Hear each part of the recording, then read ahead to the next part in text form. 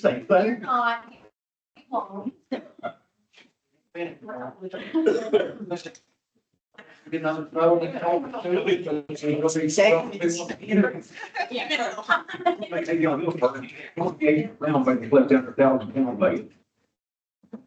Last Friday, we dropped in. But I'm just like, and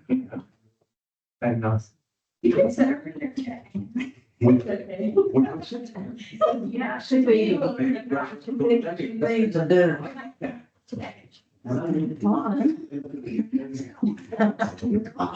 I was sleeping during the. I didn't open it. Better. I felt some better. Not quite where. The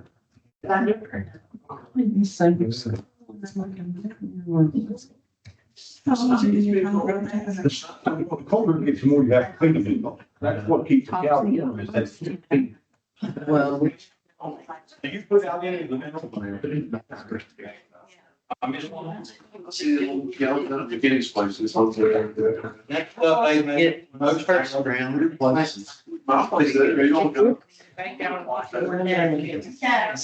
Freshmen, most sub teachers.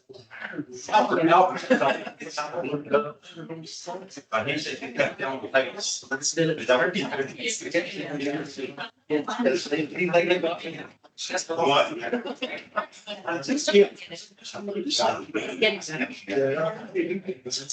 I'd say it's.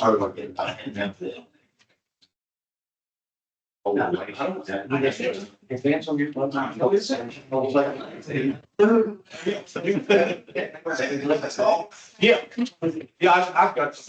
She's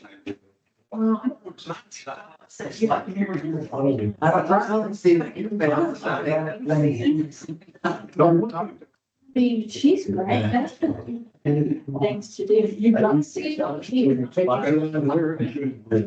How are you? Yeah. You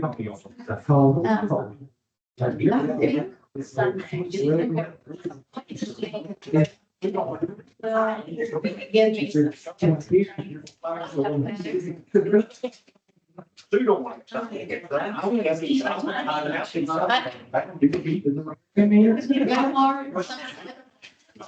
My name's all. Everybody knows where she goes.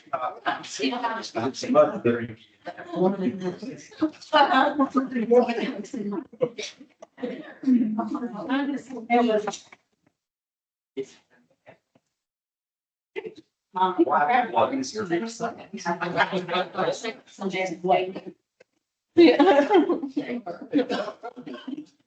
for that much. You check on.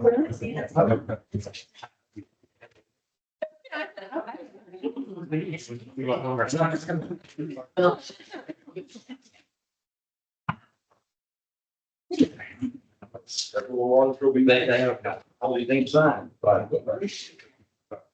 I want to work really hard, I can never get it.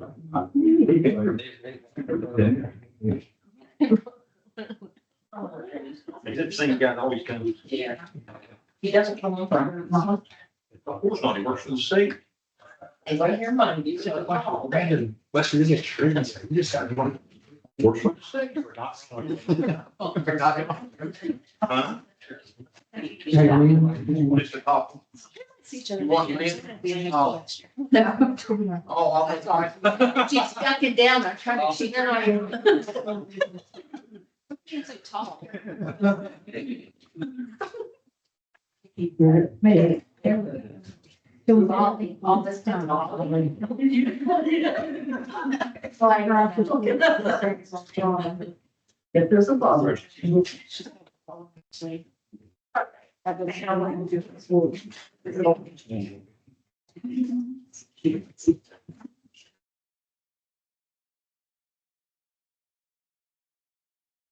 But yeah. You were saying that.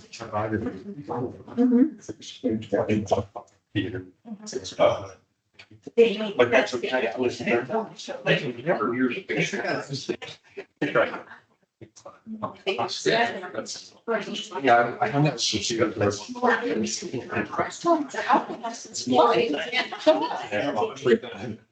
know, that is helpful. So I was the last one to case. Same role. Margaret wanted to make sure it was. Same time. Yeah. 2 months and. Yeah. Run back. There you go, facial. It's in my car. I put it in my crate. You're hot.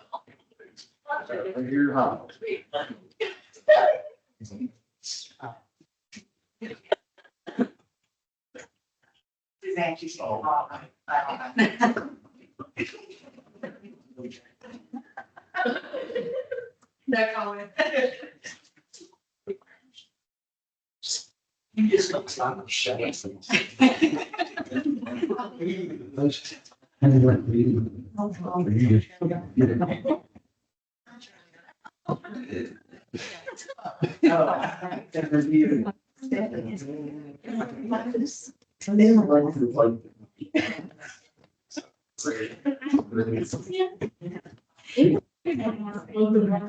Well, I'm going to see you later.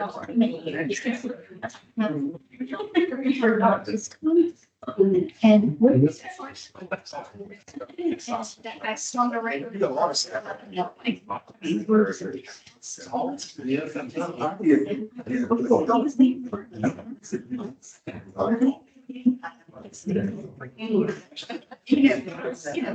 Well, same thing. They know. That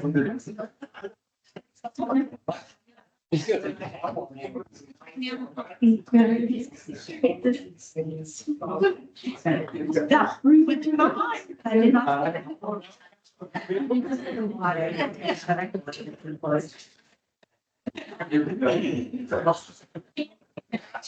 Yeah. Fast, how do we go?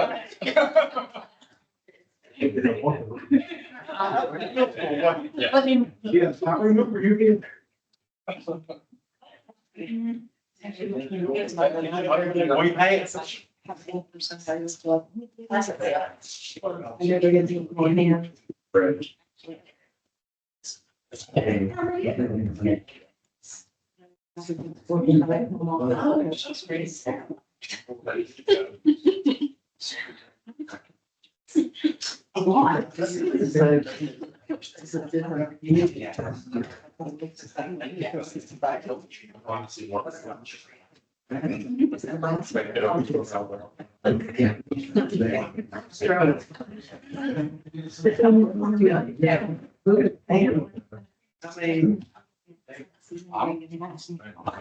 Make it seem, but I don't. Our body language. We can't see. That's why when I saw you didn't have that video. My camera doesn't work. Shame.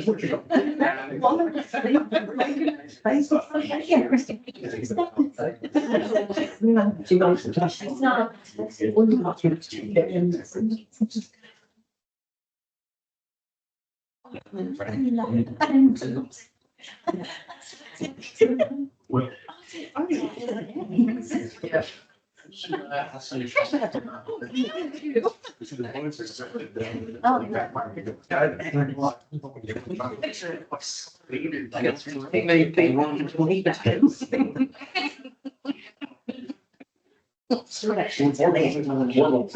There for 15 minutes until You I. just- So. No, the girls get up at 5:20. That's where we're going to stop. Is it? Not make it. But I didn't send the email. I think the meeting next Wednesday. To my knowledge. Yeah, now there's one. Yeah. But it's the. I sheet on it.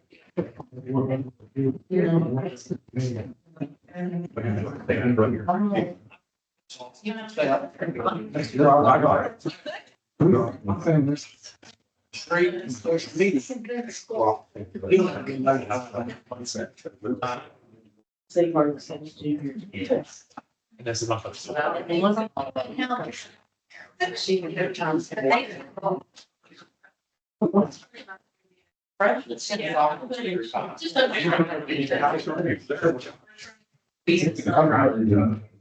The rest should be right. Because like, this is the on the first page of juniors do not have to. But it's not, it is not. So, checking.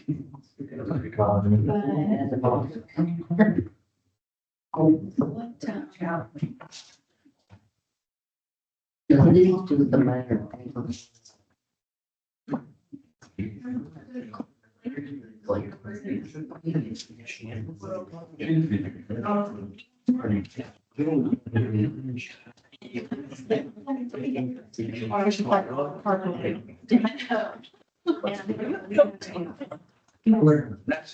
Potatoes. I just didn't make it back yet, so I was like, oh, I'm not wild.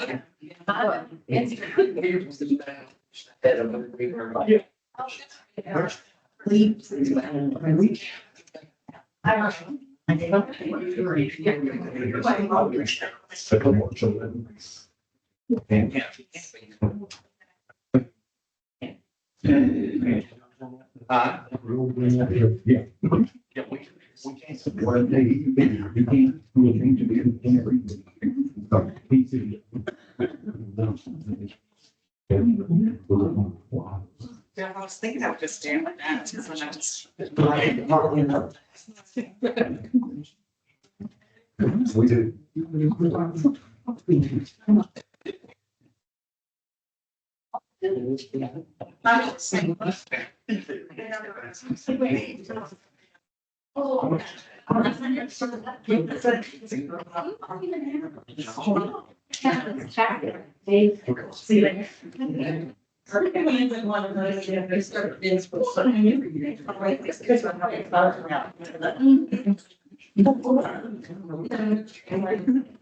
I'm here to the one that's never just.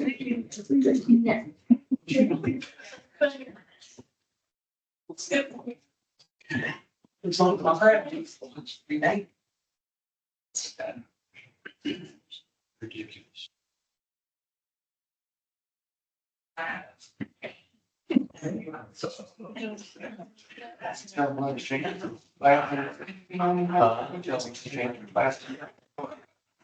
Last call, last chance for bathroom break, last chance for that last call.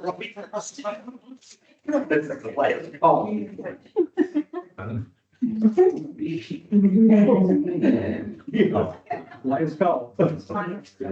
That was pretty starting the bar. About two. Last call. Go around. Then what you saw.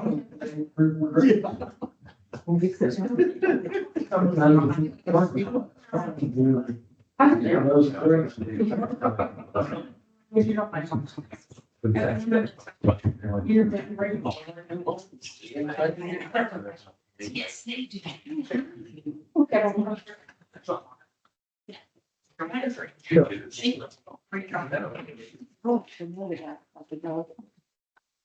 Enough time.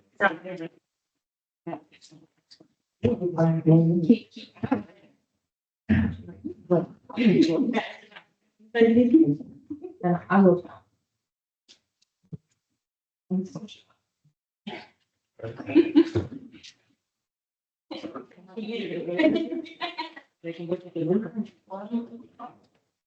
What are you hearing from other than that? None of the lawyers.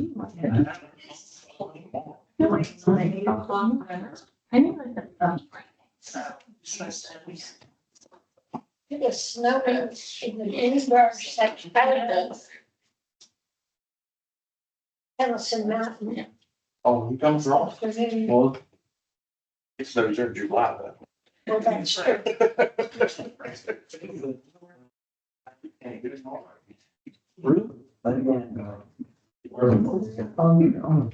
It snows at night. He told me that they didn't think it was gonna be like people dancing. Right, that it would be spread onto the kid. It was funny, the other day, about this last, we got 6 inches of this last week. And we got broken. You get 6 inches, we good. Just whatever, wherever you're located. Yeah.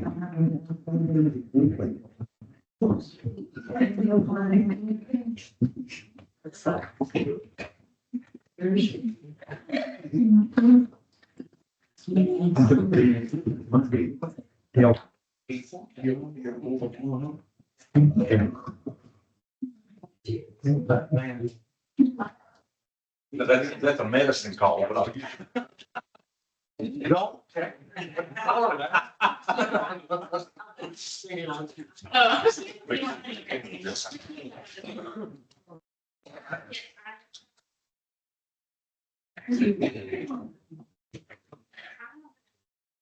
Make sure this.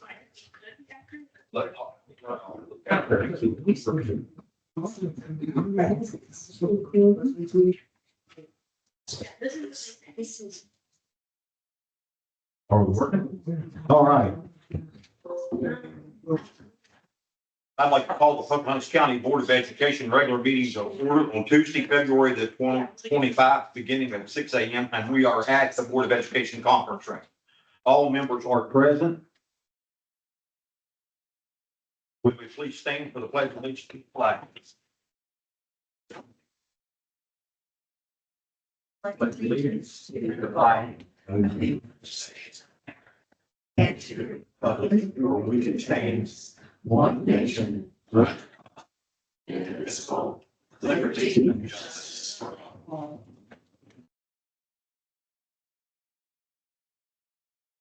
Approval, first item on the agenda is approval of the minutes from the Board of Education meeting held on January the 28th, 2025. Do I have a motion? Mr. McCombs made the motion. Do I have a second? Ms. Hollingworth, second. Any to the minutes we had at our last meeting? Hearing none, all those in favor, signify by saying aye. Motion. Carries. Item number 2 is the approval of the agenda. Do I have a motion? Mr. Holmes made the motion. Do I have a second? I'll second. Mr. McNabb seconded. Are there any additions or corrections to the agenda? Actually, for your recommendation, Grant has requested that number 16, which is the executive session to discuss personnel be related with the arts event. That's it? Yes. Executive section number 16 needs to be removed. Okay. Anything, hearing none, all those in favor, signify by saying aye. Aye. Motion carries. Delegations. Do we have any delegations? On the annual side, Okay, Delegations will be held for 5 minutes and the board by law cannot respond to you during that 5 minutes. and you can begin when. and proceed. Got you. Go ahead. I hope that I'm gonna stand here and have you make me look in. Now, my family will tell you, I don't need your help to look in it. But hear me out. So about a year ago, I attended a board meeting against crisis. There were calls for budget cuts, there were calls for removing positions. I fought and I worked hard. We got through that crisis. But one thing I never saw in all of that was the actual budget. To the top line, like explain it to me like I'm 5. Income versus expenses and the difference between those two. Never saw that. I've looked for it. I've asked members of the board for it. I've asked the superintendent for it. I've never seen it. And now we're having a second crisis. We have a laundry list of problems that have to be addressed in the next 6 months From the State Board of Education. from the State Department of Education. And we need to know what resources we have. Now, A year ago, students had to walk out of class and get media coverage for multiple days, multiple protests. And they faced condemnation and condescension by people, in this room. But they got the attention they needed, and they got their message out. and this community came together, and we solved that problem. The community can come together and solve this problem too, if you're transparent with us. Starting with the budget. So this is where I'm hoping you're gonna make it cool.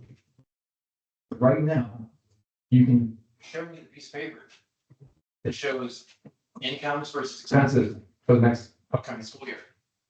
and the top line, how much we're And spending, education, how much, or transportation, rather, how much we're spending on salaries, how much we're spending on facilities, building maintenance.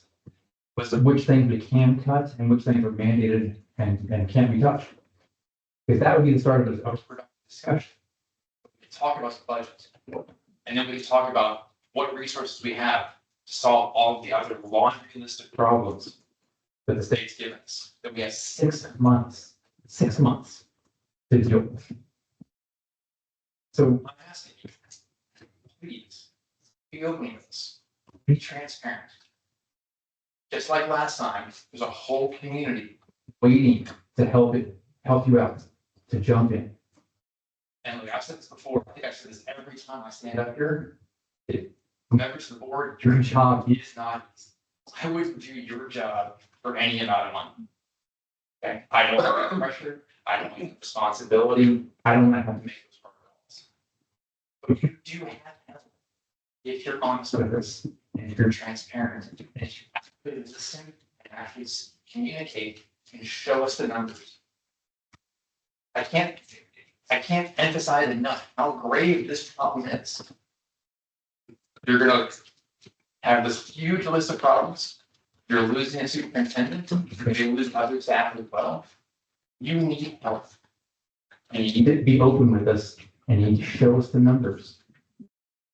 So please, like I said, you can make me look like an idiot right now.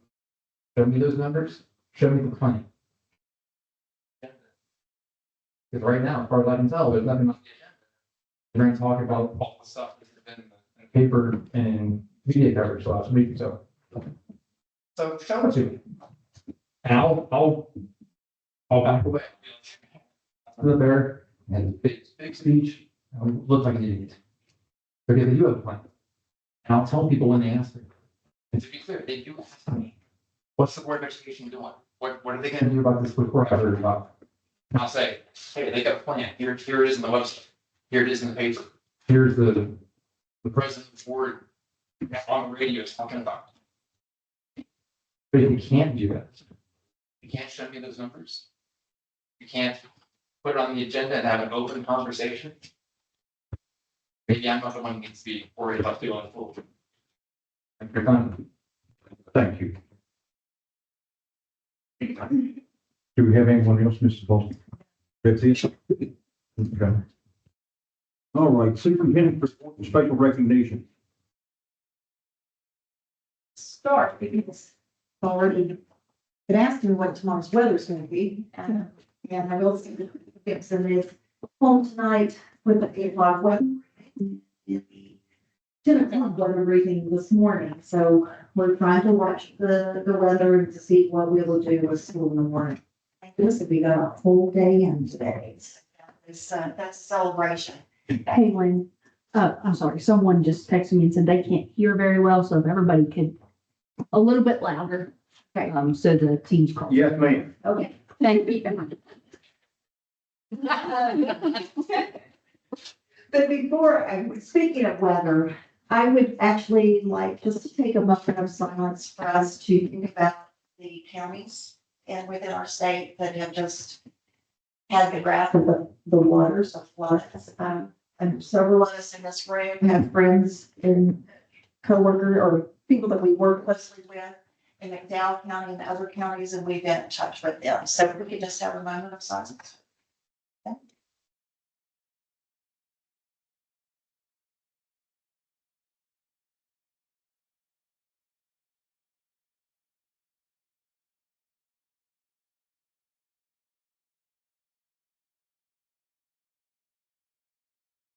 So, we've had our share, of course, of weather delays and cancellations.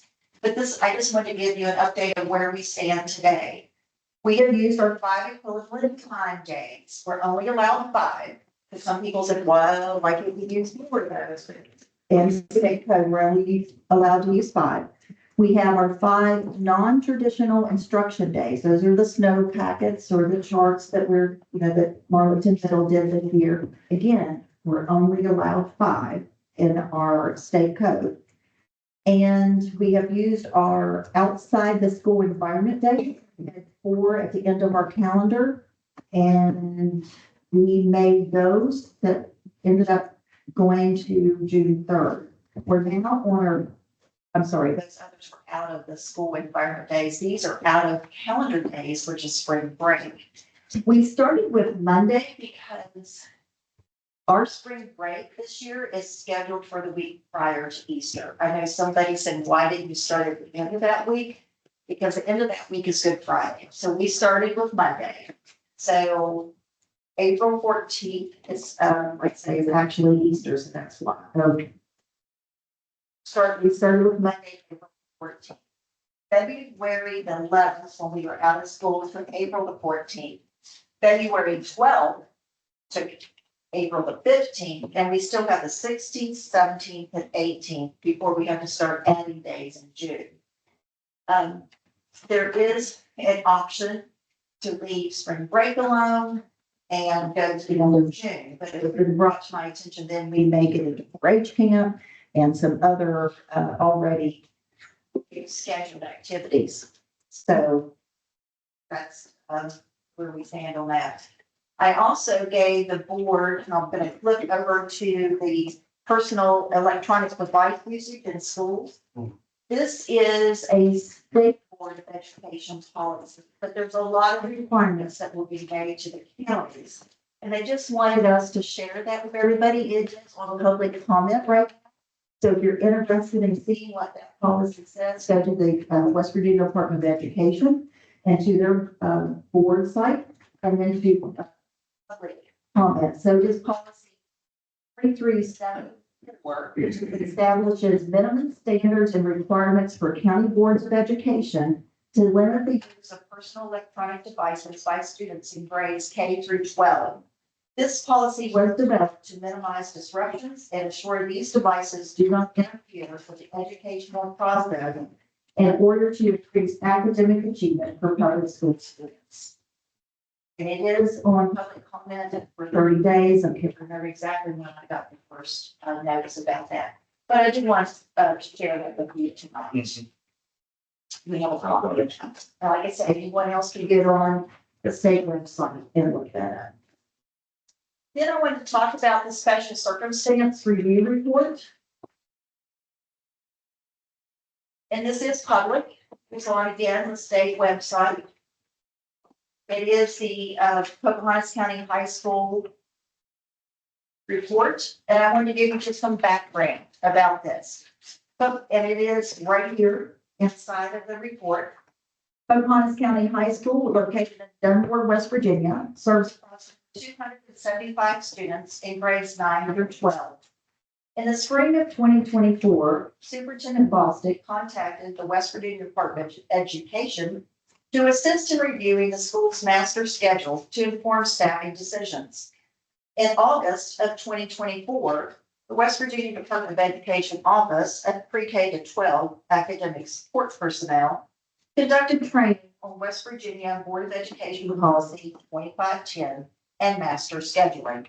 Subsequent training sessions and discussions with school staff and county leadership revealed significant concerns with the school's master schedule, grade transcription process, and counseling program. Recent personnel changes at the school in August of 2024 and the retirement of the school counselor in September of 2024. Despite multiple advertisements, a qualified replacement has not been found. In response, Superintendent Lynn Bostic requested the West Virginia Department of Education to conduct a third-party review of the school's procedures. So I went to the board meeting last Wednesday. Attended the meeting. They went out into an executive session to discuss our report.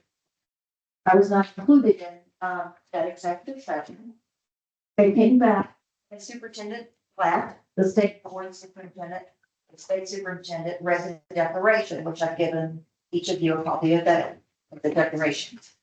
Sorry. Having heard and considered the results of Pocahontas County Schools Special Circumstance Review, I move that, number one, the West Virginia Board of Education declares that a state of emergency exists in Pocahontas County schools. And they give the state code. That is the entire school system. It is not just the high school. Due to the findings of the high school, they have opened up to the entire county. Number two, the West Virginia Board of Education established a 6-month period for Pocahontas County schools to correct identified deficiencies for prioritized support from the West Virginia Department of Education. Number three, the West Virginia Department of Education Office of Special Education conduct a comprehensive monitoring and review to ensure all policies and procedures regarding the provision of special education services comply with state and federal regulations.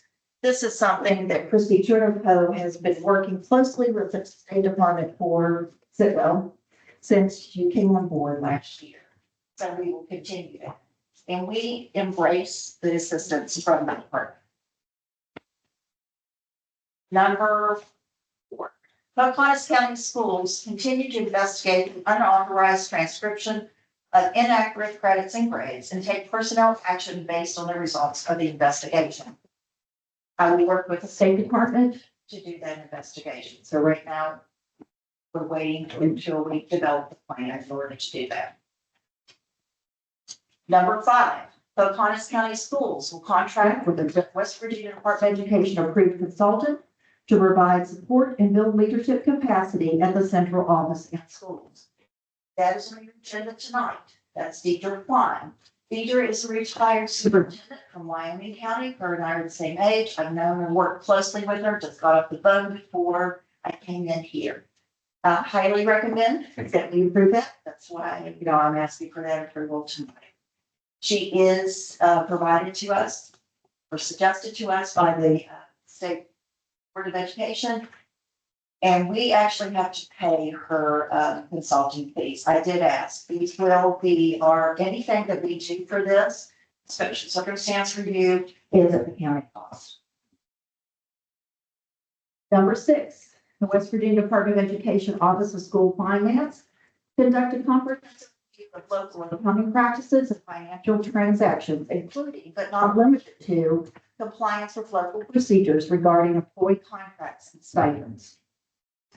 And number seven, the West Virginia Board of Education received a 6-month progress update from the West Virginia Department of Education and Pocahontas County Schools at the August 2025 meeting and take action based on the report, including but not limited to an extension of the state of emergency for immediate intervention in the operation of the Pocahontas County school system. So, the accountability department from West Virginia Department of Education plans to be here at our March meeting to go over in detail with the board at that time. Let's say Deidre Klein and I, if you all approve her position tonight, we'll start tomorrow morning at 10 o'clock working. And we will develop a plan and work with the department to make sure that everything is in line. So that's where we are on this budget. And I actually did very similar explanation to the high school staff yesterday. If we approve this Klein lady, is she going to be here? Or is she going to sit there and do it on phone? No, she's coming here tomorrow. If you all are here. She will be here at 10 o'clock and then she'll be at the high school on Thursday. Can you explain number 6 to me? I don't quite understand. That is one because I did ask them, it's not in here, a financial piece, which I didn't. It was, they said it was from an interview, but, So when they interviewed the staff of the high school, so we're not. completely sure, but, and I don't think. It's actually Yeah. a good thing, we're saying. Yeah, I do too, but I just don't know about it. Yes. Well, we'll find out. Eventually. So that's, I mean, when the state comes in and gives their explanation to you, I can know more details. But I honestly, I did not receive this report until Wednesday. I have the summary report, but not the actual report. Well, since you brought that up, I'm upset because all of this stuff took place. We were elected by the citizens of the county to represent their children and do the best for them. And I have to find out off the street or off social media of this. That's not right. We're getting blamed for everything. We don't even know about it. If they reach out to you, I suggest they call me. I'll send them your way. Please do. Okay, I also wanted to mention, I know it's been brought up at different times to the board, they have credits at the high school. You have with you an explanation that Principal Joe Riley provided to students on October 17th, 2023. This was also sent to the parents by email, text, and a recorded voice message. And again, I work with the State Department. This is not a policy, it is a best practice, and they keep referring over and over. This is a best practice in the state of West Virginia to do half credits at each semester. And everybody received it. Yes. At any time, was this practice not followed? Since the time it was implemented? I am not aware of any time that it was not followed.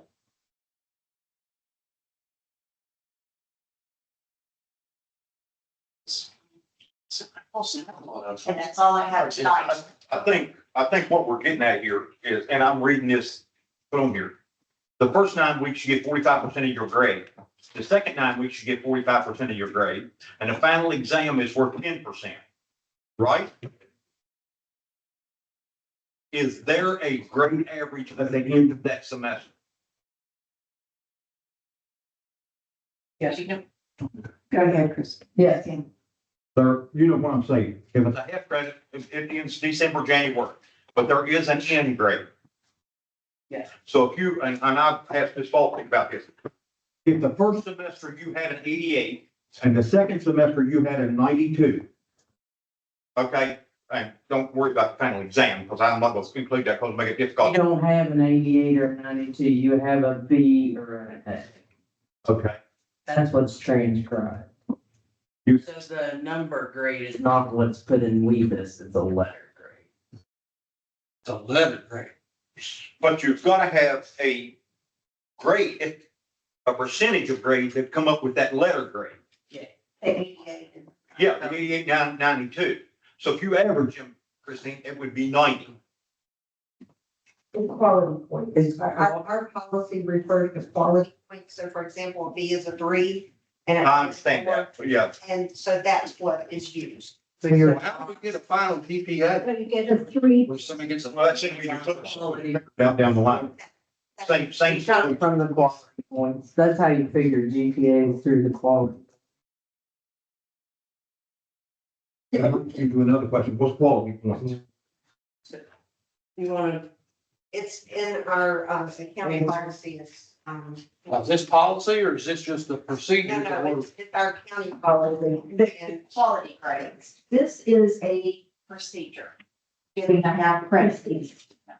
And, but the quality points to determine that grade in our county policy, and I can't quote. But it's clear, it states that, for example, 90 to 100 is an A, equal a quality point of 4. And then it shows that the B is 80, 89, and that's a quality point of 3. And it goes down the line. And below 60 is a 0. And we have not varied from that. That's, No, that was put into place in, I think in 18, 19. that was when it was updated, our county system, the best I can tell. That was put in there. We followed everything we can. Since it was. The quality. So Christine, according, we used this sample that in from here, a B and an A. They would end up with a 3.5. Yes. Okay. I mean, they take 7 courses. So you add up all their quality points and divide by the number of courses. Okay. You're saying, so you get a 3.5 here and a 4 here and a 3 there and add them all up and Your quality points, you add up, divide by the number of courses you have that semester, and then you have cumulative GPA, which is how colleges do it. I mean, that's, Are there still weighted grades? there are weighted, some weighted grades, our AP courses are weighted. How many honors courses? They're listed in the honors. Yeah, in that county grade policy, it outlines what exactly. What's weighted and what's not. And there are CTE courses that they teach a whole course in a semester. Well, that's what I'm So saying. they would get a full credit on that particular course. Do you have a copy of that, of this? Um, Can you give her a copy? And I'll say, Mr. Grimes, put it a good idea. it's great. I got this careful.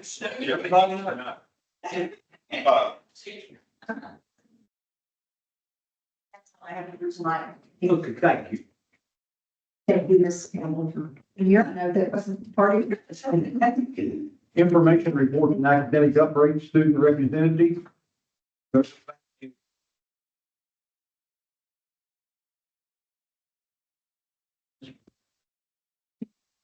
So one thing I had from both parents and students that has been transcribe grades is National Honors Society. Applications didn't open in October, so it's grades on prescribed and you couldn't find above any student.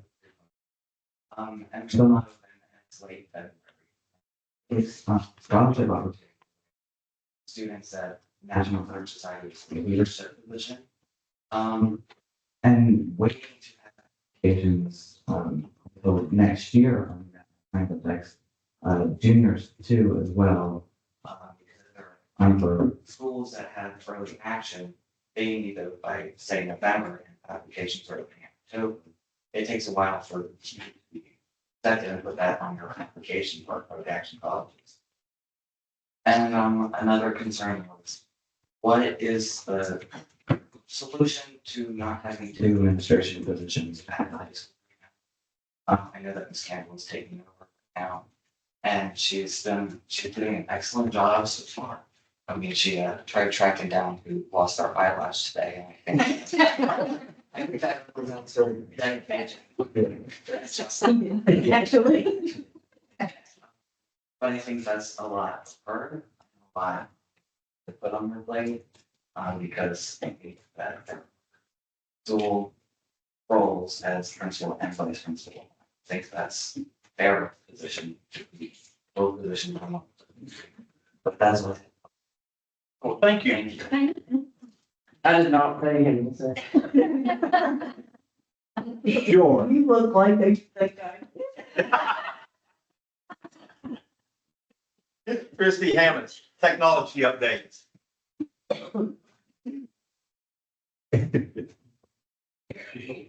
If you guys are gonna try and do a brief, and we have a lot on the agenda tonight. First, I just want to. Christine Campbell is.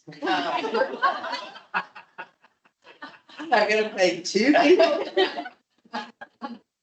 No, actually, just some technology updates and a couple of communication things.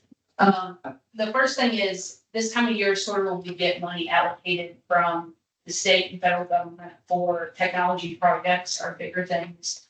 The first category is E-rate money. It's a very strict category of money that we can use for internet and communications. E-rate is a great program because they pay about 90% of our internet throughout the county. So we get a huge amount of money from that, but there are a ton of restrictions on what we can spend it on and the sort of paperwork that we have to keep. So right now we put out a bid for switches for our internet infrastructure. We are looking to get about 3 switches for the high school. That just sort of makes our systems run better. That's what distributes our internet throughout the building. So we have a bid out for those. It's going to be coming close. We'll be able to replace about 3 switches up there. The second category of money we get around this time of year is it's called Tools for Schools. You can use that money for a big variety of items. It's not just limited to internet or communications. We can buy laptops, interactive panels, printers, things that we think the schools need. We can also buy infrastructure items. In the past, the technology staff wasn't as involved in that decision making. Principals would sort of say what they need and then order it. But in the backside, technology sees the things like infrastructure that need to be replaced to support devices on the user end. So this year we asked to sort of help out with the decision-making process, and we're gonna order more switches. I spent a good bit of the day at ATS trying to see if something was happening with one of their switches. They have some old internet switches down there. So they're gonna get some internet switches, and so is Fulton Elementary. And they'll get a few laptops for teachers, but the focus for them is gonna be infrastructure this year. And then in the Mass Effect Tools for Schools money is expected to get some laptops. So that's how we'll distribute that money this year. Hopefully we'll get those distributed by the end of the year. It just depends on the time.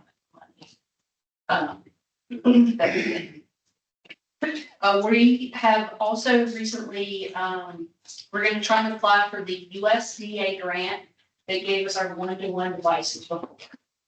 Sherry got that ball rolling, and I filled out the questionnaire and sent to our grant writers, and we had a meeting with them today that was productive. They're gonna interest, hopefully we get that money again. I know this has been brought to you guys before. We don't have money to replace the student devices on the schedule that we need to replace them. So we're going to have to depend on grant money. It's something that we're always going to have to kind of chase after to get the most efficient technology in our kids' hands. A lot of our devices are over 5 years old, so we are working on it. Hopefully, we can get this grant again. If not, we just have to pound the payment and keep looking for that money. In the meantime, we do have a plan to try and replace some as we can within our budget, but it's not a huge number at the pace that I figured out. It will probably take 7 to 10 years to replace a single student device. So, getting that grant money hard. When we're talking about devices, one thing I kind of want to bring to your attention, I don't have numbers for you right now, but I will at the next board meeting. We still have several devices that don't support Windows 11. And what that means to us is we're gonna have to buy new devices. It's not a tremendous number. We've been fortunate to be able to replace a lot of our stuff with COVID money. I would say it's less than 100 out of 1,700 devices. So it's not catastrophic. It's something we can figure out, but it's definitely work that we have to do. It's not a small deal. And I will tell you guys, just from any technology perspective, you should upgrade your machines to Windows 11. Just gonna take care of it. In October, Microsoft is not gonna support Windows 10 anymore. You won't get security updates. That's the biggest thing. And we have to keep our network most secure. So we're planning in October to not have any of those devices in the network because they will be unsafe at that point. In the WBDE report, they mentioned that there was a bit of cybersecurity risk in the secretary's office. There was an unlocked computer available for students. And they expressed the need for re-education for staff for cybersecurity. And so we did that yesterday on an all-staff PL meeting. We gave them a, sheet of reminders here, and I'll give you guys this just so you have it. There's good reminders for anybody. Quick tips about how to lock your computer when you walk away, making sure that everybody has a password on their computer, telling them to reach out if they don't. And we do have a plan of correction in place to try and root out any computers that don't have one. So we are working towards that, but we started with education. That's what we always start. So that went well. Staff reached out with some questions concerning afterwards. They were very receptive though to the re-education and seemed to understand the importance. The last thing I have to talk about is communications. I just want to remind the board, and of course, the central office staff. I'm here to help with any communications needs that you guys have for reaching out to families, students, staff. Mrs. Fawcett gave a really helpful presentation about personnel season, and she mentioned the loss of a couple of funding sources. You know, our SRS funding, we might lose that minimum 1,400 student funding. You know, this is the time to sort of get that information out to parents, and when parents say to us, how can we help? That's got to be at the top of our list, right, to secure this funding. So you guys say the word, and I'll put something out there for parents. Words. Word. I will type up something this week and send it to you guys to look over, and we will get information out there. Super important though, and the best way I think that our families can be involved in helping us is reach out to their representatives, anybody out there listening, and scream and yell for that SRS funding at the federal level, and scream and yell for your minimum student funding at the state level. Very important. So I'll type up that this week. I'll send it to the board staff and you guys to take a look at and get that information out to our parents to help us out. Same goes for the state of emergency. I know that we don't know a lot right now, but when we do, it's important that we inform our families, students, staff. You guys feel free to reach out to me if I can help you in any way. Happy to work anytime, any place, whatever you guys need. Really? I do have a question. Yes, sir. Have we set up anything with the observatory concerning Green Bank yet? Have we had a meeting with Michael? I'll defer to Mr. McComb on that, and he can update. Michael just kind of picked his brain, information. And the next step is the Dominic Lynn's meeting, everything's gonna go on in We have, headway. what we created was enlisted, we were looking for enlisted Because Mr. O'Brien, Mr. Schultz, Kevin's Stitzinger, thank you. They suggested that we have a list of how the observatory is hindering the education of the students. So I've asked for different people to provide information. So Lynn started a shared document. We have several resources in there right now. We're just gathering data to go back, and then well, we did have that discussion last week and had good recommendations for us. I did see that they have an interim director there. You know, Mike was sort of hot and cold about whether it would be a good idea to go forward with this with an interim director. You know, decision with that. And his stance was, you know, they were making good progress at 911 with some issues they were having. They had an investigation that was about ready to be published, and around the election, that sort of got put to the side. So he feels like he's hoping that soon that will start back up, and we'll see those results soon. But we are making progress. We have actually opened, and actually Joanna and I discussed that yesterday. We had a meeting about the data. You can show them. So. Okay, so next question. Yes, sir. So when we were up at Greenback, they were hollering about the connectors, the plugs. Yes. Did we get them something or? Yes, yes. Sherry's shaking her head, yes.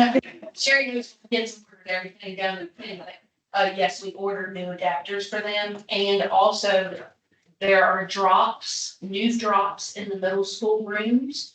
They come down from the ceiling and there are plugs that come out of those. So the middle school classrooms now have drops in those. That was a project that Jimmy Cheney worked with Advantage Technology on. Only 6 of them at a time though, aren't they? Yeah, 6. and they're planted throughout the room, so it's a fixed system. Still not ideal. You're still connected. You're still plugging, but better than what we had. So, And the staff very much appreciates those because it takes the cords out of the cords. They're not, I mean, the cords are right there. They're very nice. There was a letter in the Pocahontas Times. Did you all see the letter criticizing the I read the letter. Board of Education? I don't think the general public understands what we're trying to do.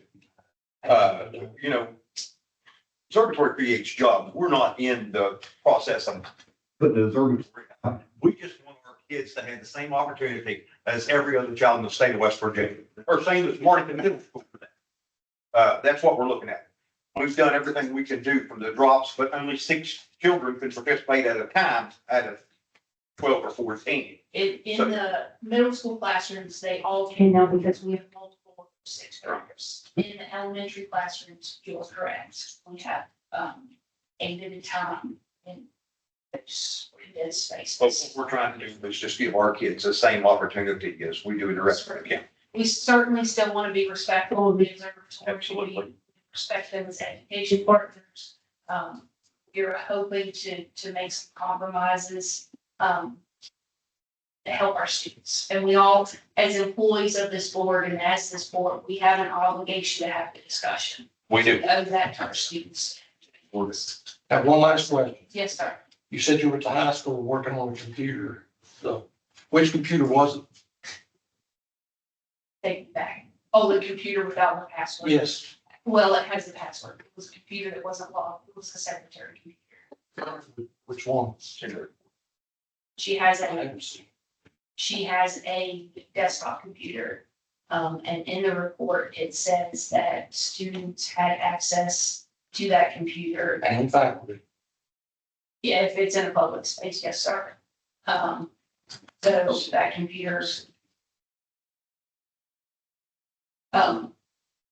So we're taking care of that, sir. Thank you. Sir. Like I said, we start with education. It's something that everybody needs to hit every now and then, but we need to do that. I'd like to add a couple more things to the, we're talking about E-rate, that money stays with our company, we just ask to get the, whatever items we want, but we don't get that much money for the E-rate. We do get another piece of it, the pot that we use for the switches and stuff. Educational Services keeps it. And the USDLT grant that we're talking about, it's $1 million. So our match is 15%. So I have to put $150,000 back of our funds in hopes that we get that $1 million. And then the other thing I got tonight was an email from Bob Canavan, which is our National Forest Coalition. Our House and our House and Senate have now put our Senate bill back out there. And our Senator has also co-sponsored. So it's Senate Bill 356 and House Bill 1383. So it's back out there on the table again. We need to get out there and say, get that bill through. That's all right. Word. Word. You can meet him at the Lewisburg Airport, he's not back in it. Yeah. It's on there, there are probably 20 senators that have already supported it. We only need 30 more. And yeah, there's not as many in the House. The House is the one that comes about last. Any other questions I can address? Thank you. Thank you very much. Thank you, Christine. Number 4 is Julie Shipwood, Christine Campbell. Number 3. Go right ahead. I knew it was gonna take you forever. It's 50, 25, 70 burns update when they come. Yes. You've got 5 minutes. You've got 5 minutes. Okay, well, here's this, which you can get to. So, okay, I just wanted to give you all some updates on the program areas that Stephanie and I work together on and things. Special education, we did provide, well, I provided the January professional learning. Some of the things that we talked about were the accommodations for the upcoming assessment. I worked with Christy Hammond, so we had a lot of complaints about students with text-to-speech and speech-to-text with the headphones that had the microphones. So we upgraded all those for all the schools, for our special education students. We have gotten some great feedback from those. They're working much better. Nebraska has talked to me nicely about it. So that's one thing we talked about, those students practicing those accommodations before they actually get into that testing situation, with the upcoming GSA. We talked about, prior written notice completion and just paperwork completion across the board. I also kind of threw out to the special ed teachers about maybe having a boot camp at the end of July and bringing people in that last week of July to provide some extra training, and offering them stipends to attend those days. Everybody except Marlton Middle School, and I haven't talked to Crystal yet about that. She knows about it, but we haven't had a formal conversation. They are all willing to come in July. They all could do that last week. So I just have to nail down a couple of days that week to have that. I'm also working with Deb Nichols, who I've worked with all year on secondary transitions, that she might come in and do some stuff. She has a wealth of other people that we can contract with to come in and provide some things. I'm also working with our psychologist to come in. We had hoped that she would be able to come in February and do some PL with our special education staff on reading reports, understanding what this means when she has this listed and things like that. It did not work out. We've had too many snow days. So we have, all the special ed teachers said we would like it to be in April. So I have already talked to her and we've nailed the date of April 23rd for her to come in. So all special ed teachers will come here and she will do some professional learning on our reports and things that she puts out. Closure letter. I do have our closure letter for secondary transition, from the monitoring in 2022. We have been taken off the list for secondary transition. So that was a huge plus, for Pocahontas County to be off of that list. The visit was actually in October of 2022, and so I got this, I think, last week. So I didn't give you all a copy of this. If you would like to have a copy, I'll be happy. What do you call that again? It's the closure letter for the secondary transition compliance. Special education from the department is putting out a Strive Special Education conference. I have chosen some staff from Green Bank. The staff has to be from the same school. It cannot be various people. So I have asked a couple from Green Bank to attend this with me. I'm waiting for one person to respond, but Chloe is going to go. Tessa Gunn is interested, and then I have one more person that. So we will be attending that. Okay, pre-K. We did have our pre-K county meeting on January 10th. We went over the policy, which is 2525. We talked about the Pocahontas County enrollment process for transition, curriculum, Head Start, stuff in the county, and the universal handbook. We thought that went well. We are still working to try to bring people in to participate on that county team. We talked to FRN, and Stephanie has contacted them to start maybe attending some of their meetings. So hopefully we can start. It's just hard to connect everybody at one time for one day. They have a lot going on, so but we're working on that. So far, the applications that we've handed out, Green Bank has handed out a total of 13 applications for pre-K at Green Bank. Hillsborough has handed out 12, and Marlton Elementary handed out 19, handed out one from here. Pre-K curriculum is up for adoption.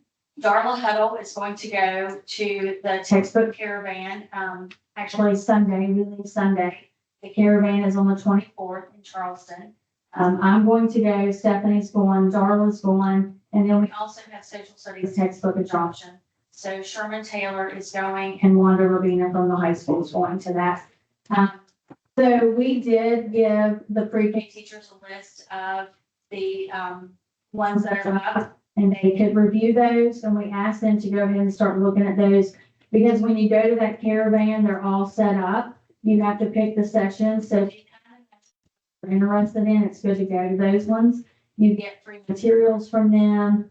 They also list a virtual session for these things. So we have already sent that out to the staff so that they can be planning to attend those virtual sessions if they want to hear more about that specific company.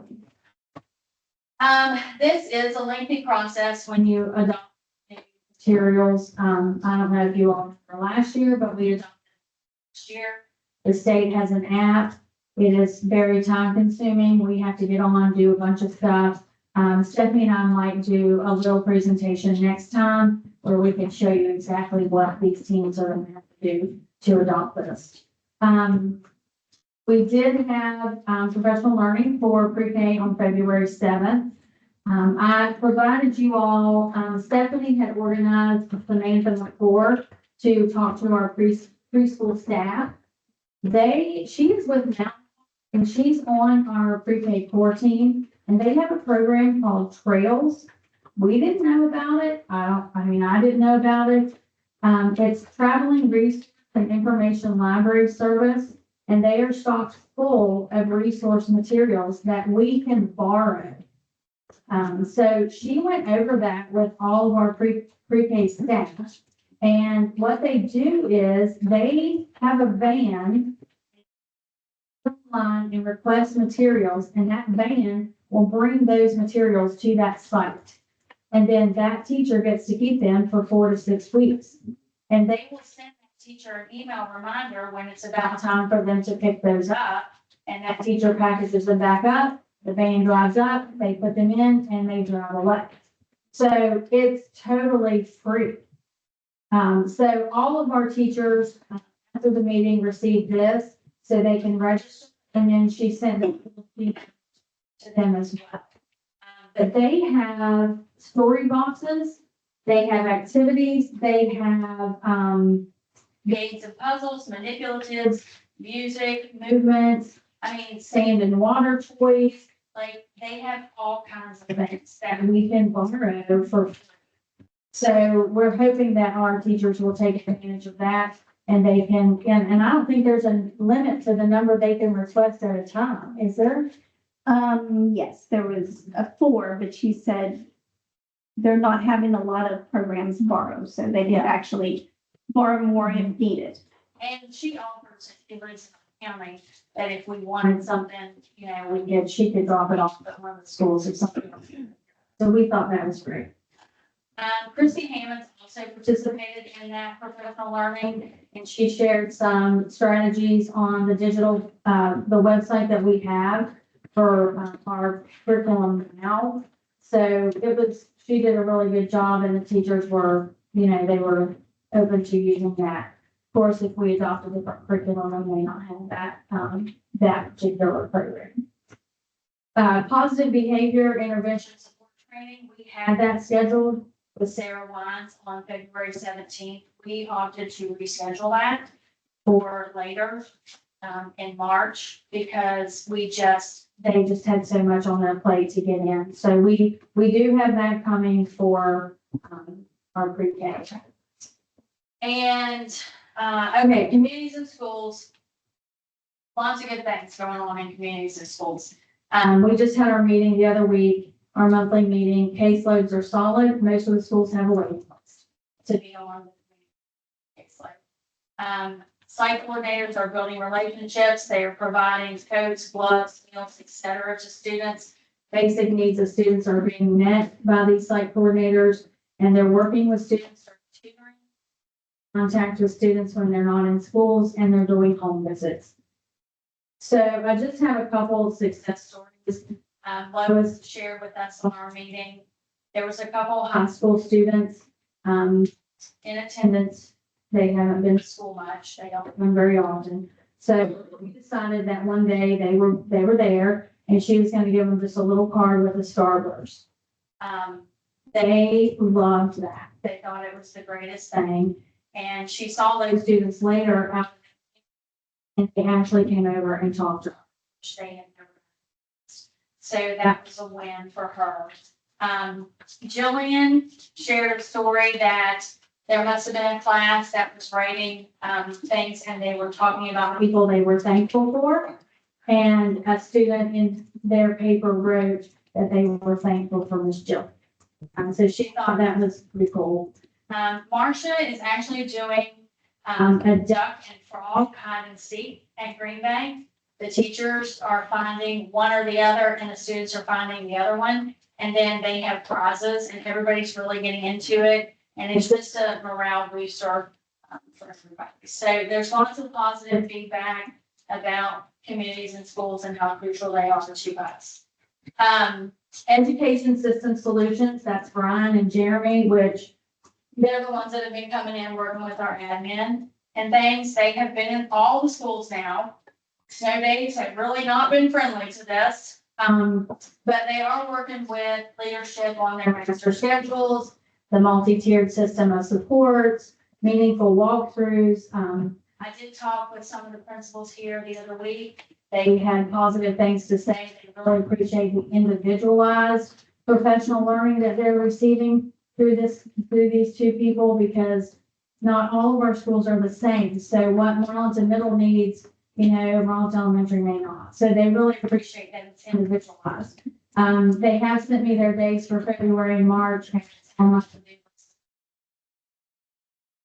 Okay, so the next part is the letters, which I brought my book.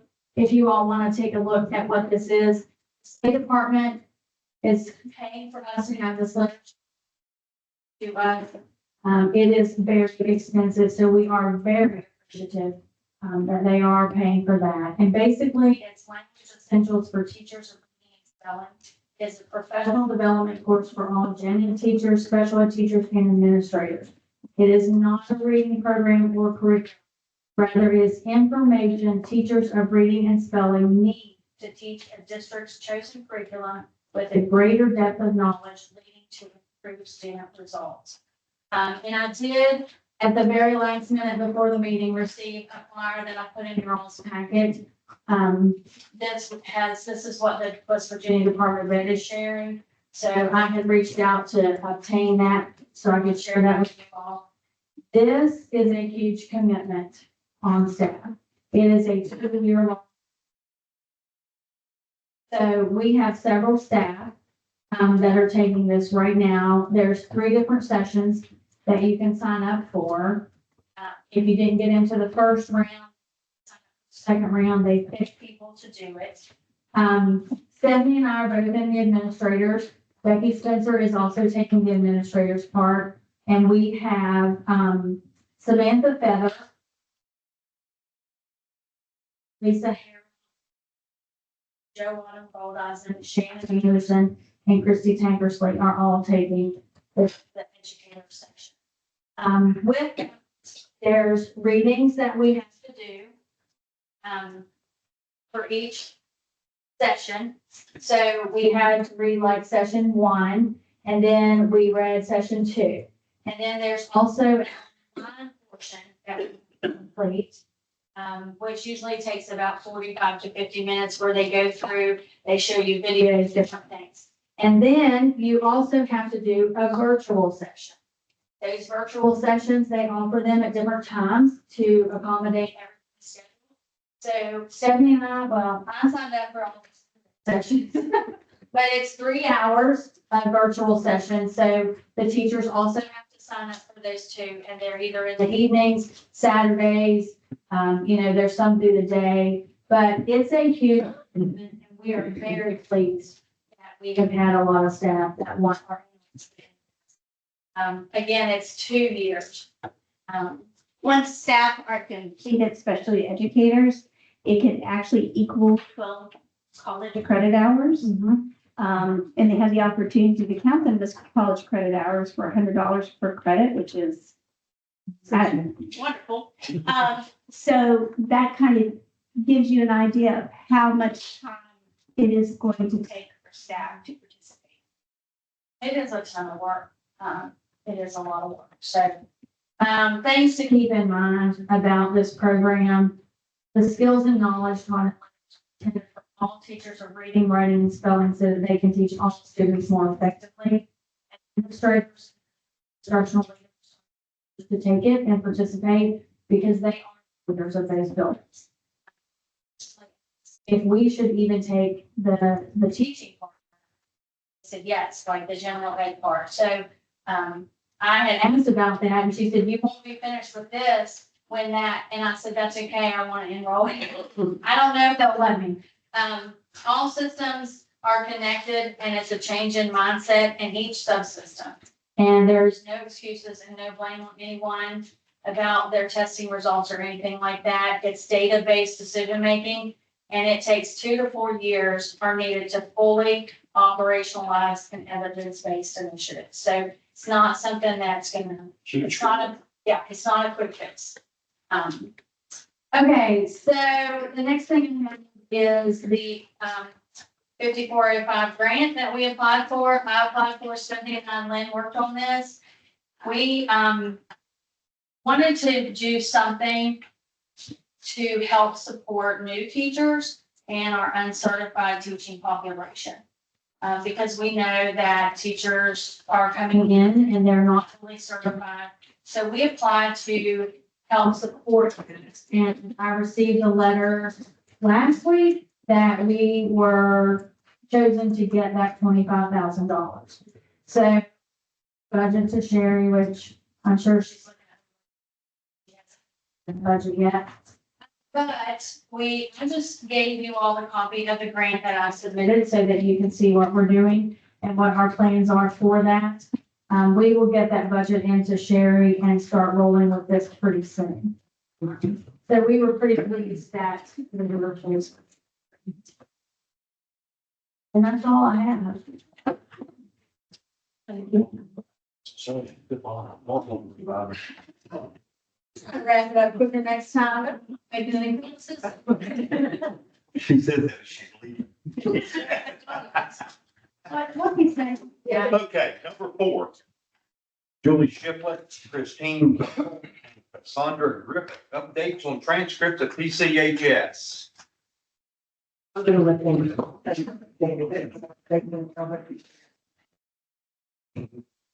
So there's 2 of us doing it. Absolutely. 5 minutes. You got 2 more? Thank you, Christine. Only if you got 2 more. You're welcome. Speak loudly since your back's to the mic, please. Okay, well, I know how to do that. I can shut down a gym full of light.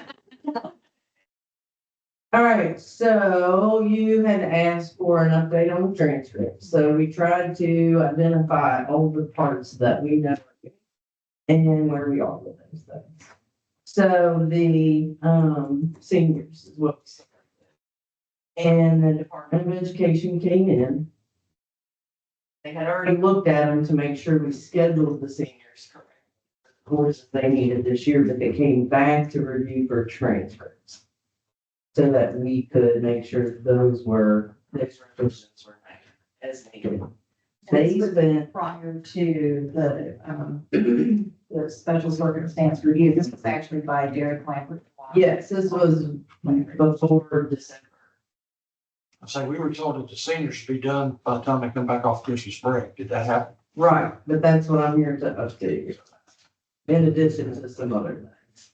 So they came and spent 2 days with us in person. We made a list of every question that needed to be looked at. Mrs. Bostic, consultants, I think she considered a consultant a volunteer or something. So those were sent in December. There were definitely some things that delayed the process from that person. They're getting picked up by Ms. Trinifo this weekend. with that documentation. There's been a lot of emails back and forth, people that she has asked, I have some questions about this and that, and it is a pretty daunting process when you don't have a person right there beside you to say, well, what was this about and what was that about? So as far as the seniors, they're getting that documentation. We are already kind of looking at them to see what we can gather of the revisions that have been made to make sure when those notes come, that we've at least been looking at them to see, make sure they're correct, and which has held up the National Honor Society process too, making sure that those things have been done. But in addition to that, do you have any questions about the seniors? We're not done. Well, they're supposedly finished, but we haven't got the documentation. Did you all have one day or training or two on how to do How to do what? we trips on Weavis?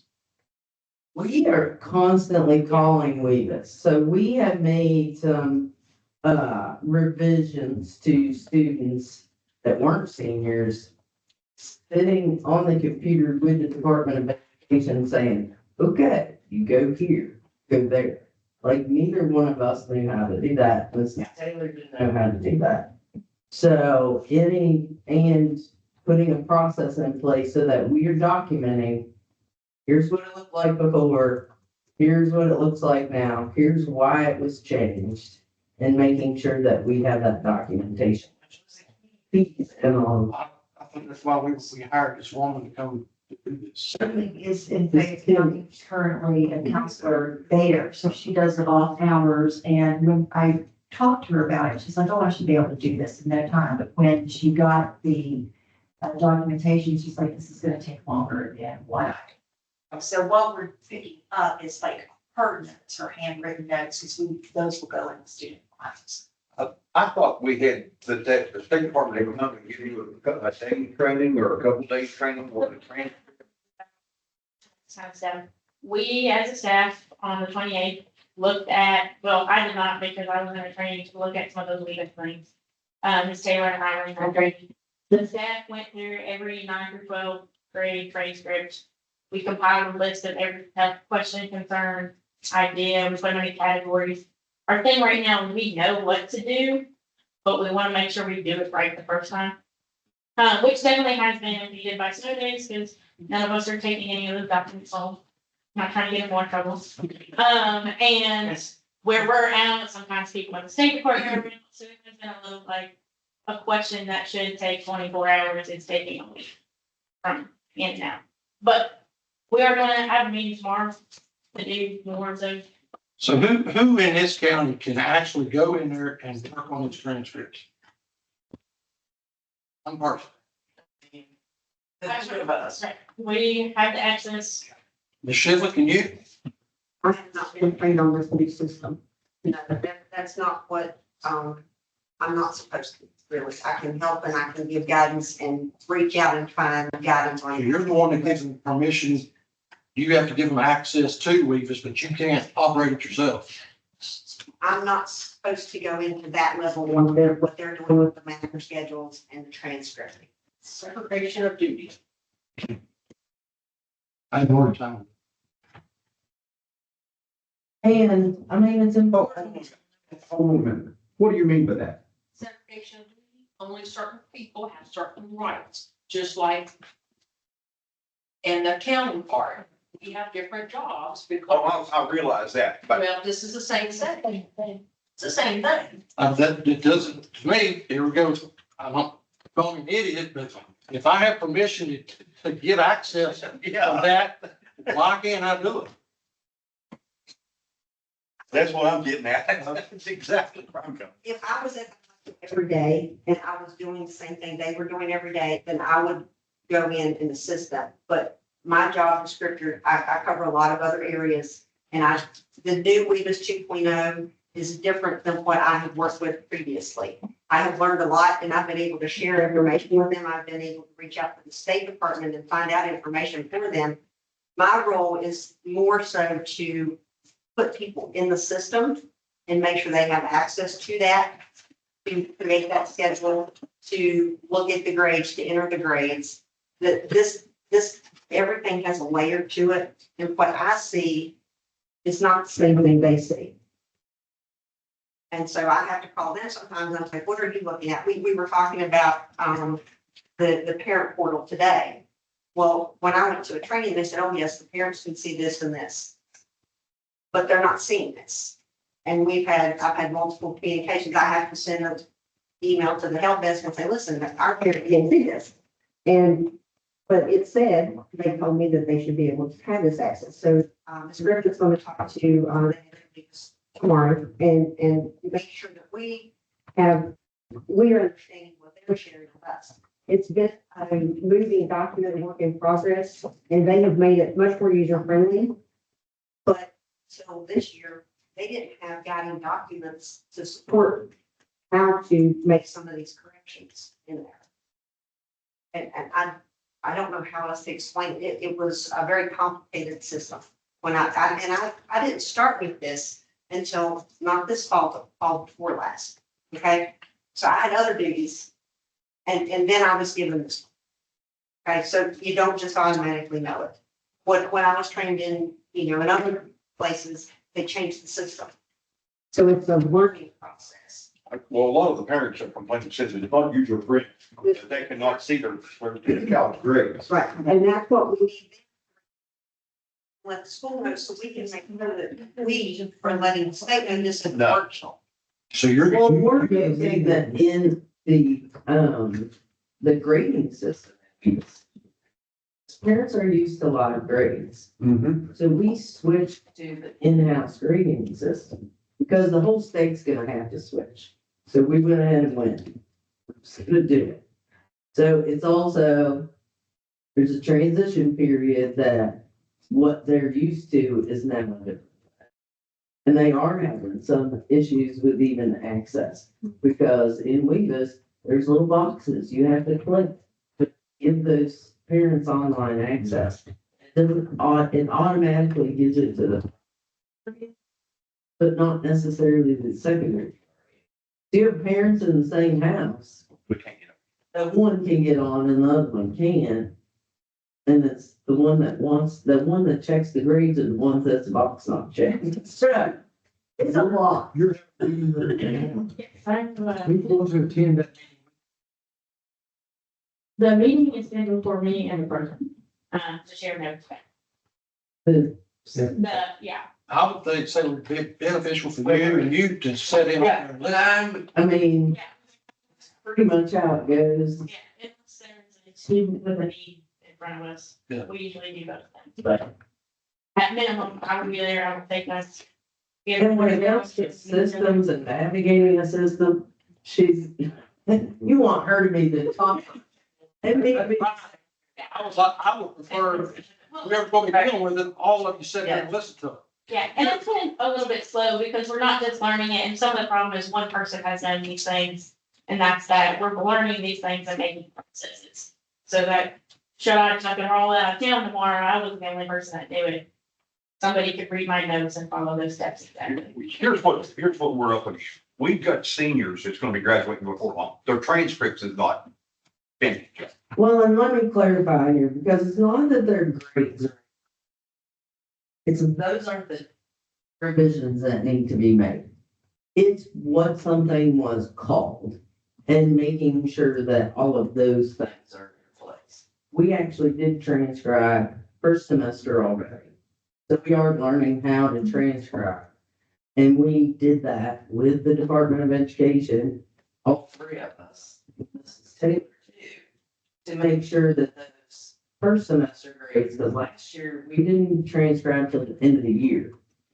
We didn't have. If you got a senior who's wanting to go to college and he's already applied, they've already applied, and college won't accept him because we can't give him a transcript. Which we were promised that they would be done by Christmas break.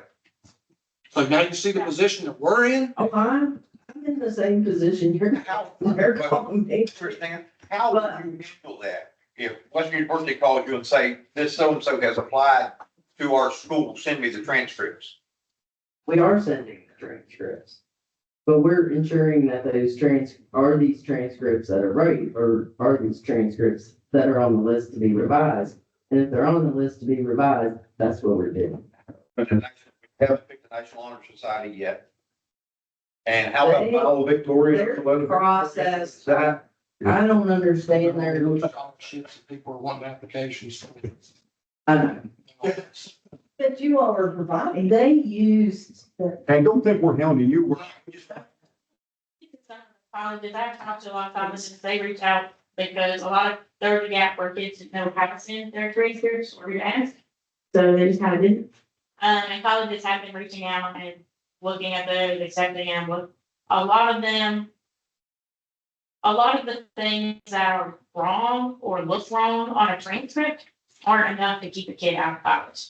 So it's the difference between saying a wrong word in a math title. So it is not the best practice, but it doesn't mean that it's limiting. It could be if like somebody's trying to get into Harvard or NCAA sport. That's what I was gonna Right, I was like, we're kids are interested in NCAA, keeping a close watch on the things, those transcripts aren't due yet. So a lot of those pieces of the puzzle haven't been clicked in, and we're doing what we can to do individual kids as we can, as we need to. So if a college asked today and said, this kid, I can't accept this kid's transcript, what we would do is we do this.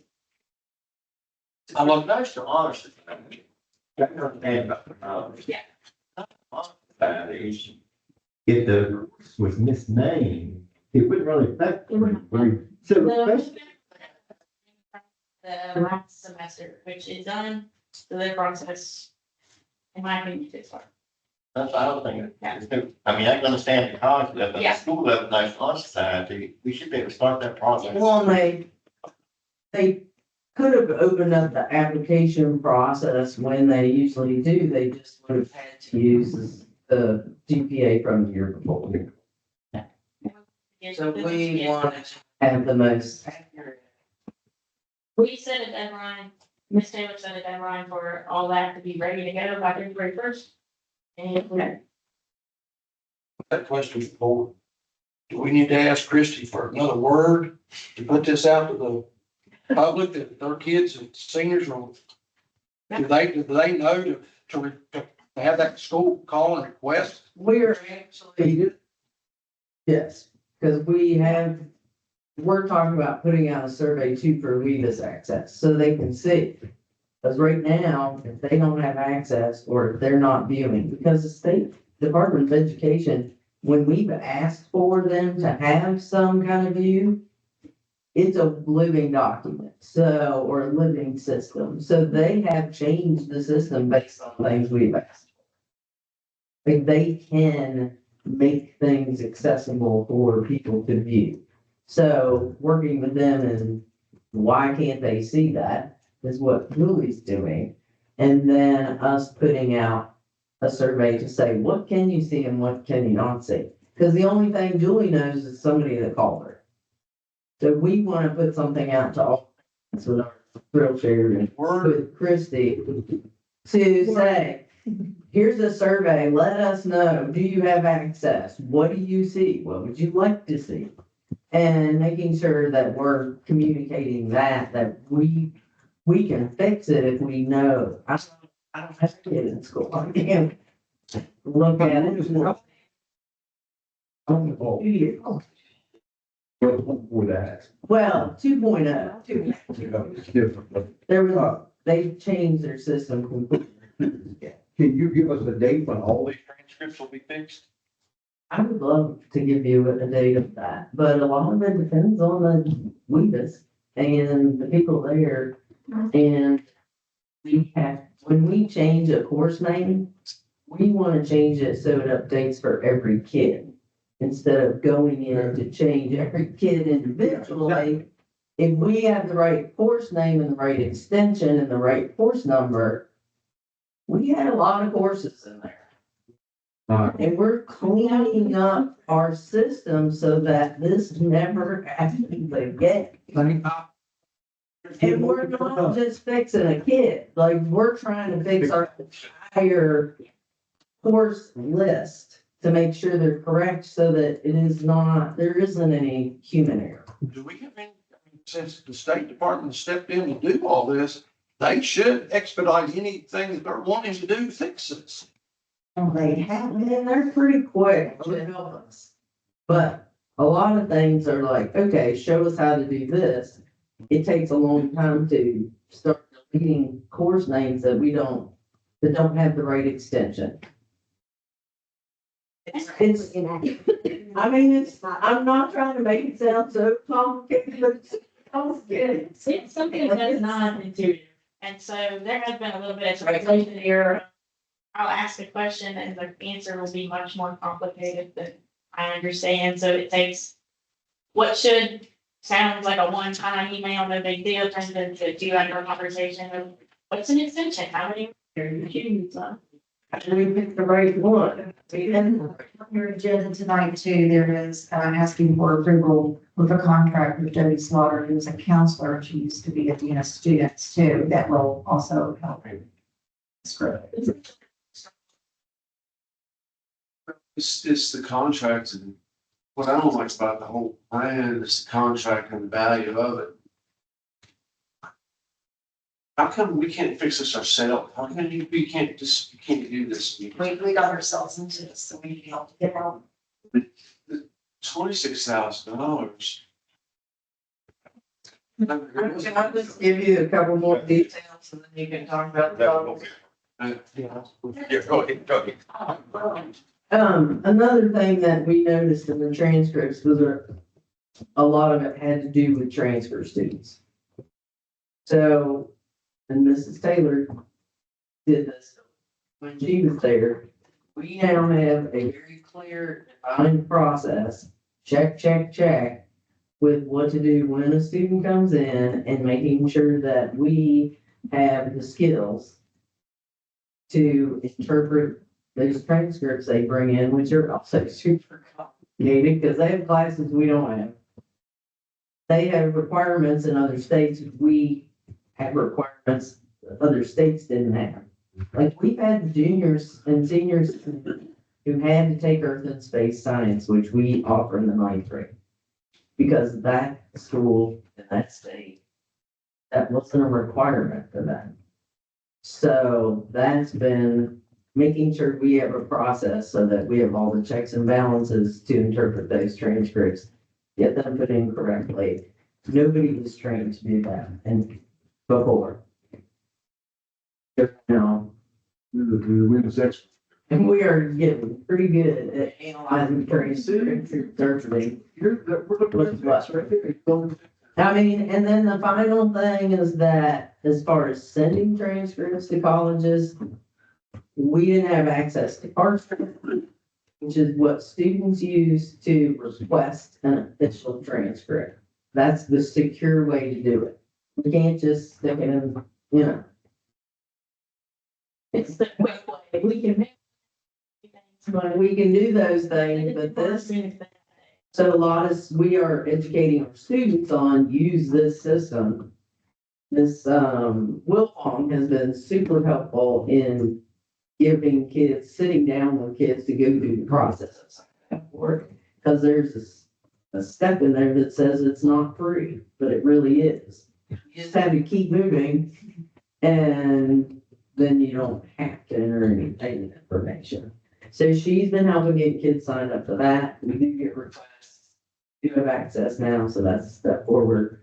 Also, some students use Common App, which is a website.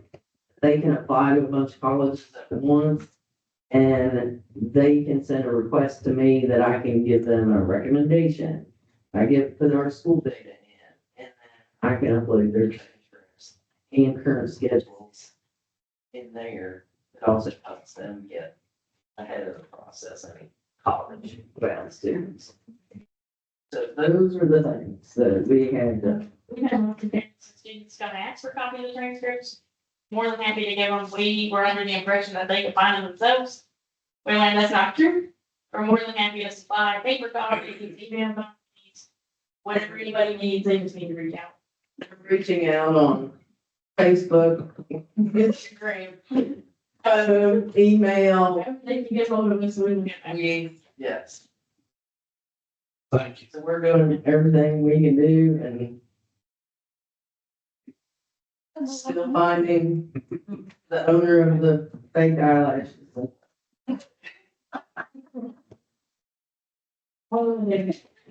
Yeah. All right. Thank you. Thank you. Very much. Thank you.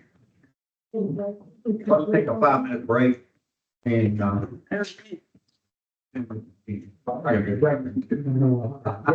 Yeah. You know, trust me. Yeah. This all be worked out for you. Rising. Rising person. Yeah, more ways. Thank you. Yes. Oh, sorry.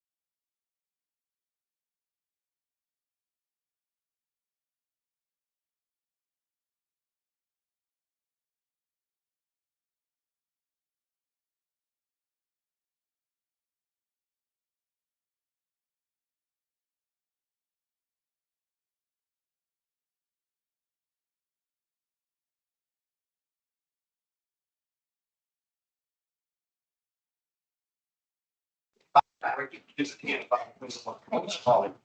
I'm gonna go home for I got that now. All right, let's get this thing back underway. Number 6 is approval of the following consent financial requirements. Payment of vendor listing for $66,585.81. Payment of local government purchasing card, $126,701.76. February the 4th, 2025 employee payroll, $284,895.91. D is grant awards, Pocahontas County School Summary of Schedule and Revenue and Expenditure on a cash basis for the month ending in January 2025. And F is budget adjustments. Do I have a motion? Mr. President. We gotta have a motion for bring forward. I'll second. Okay, Mr. McCollum made that and Mr. Nair second. Okay, thank you. Before we start on that, I want to request an executive session with extended matters of professional personnel concerns, please. I'll second that. Okay, all those in favor of having an executive session on a personnel matter and a student matter, did you say, Mr. Gibbons? Yes, sir. Signify by saying aye. Motion carries. We will now go into executive session. It is 7:30. Run the dot.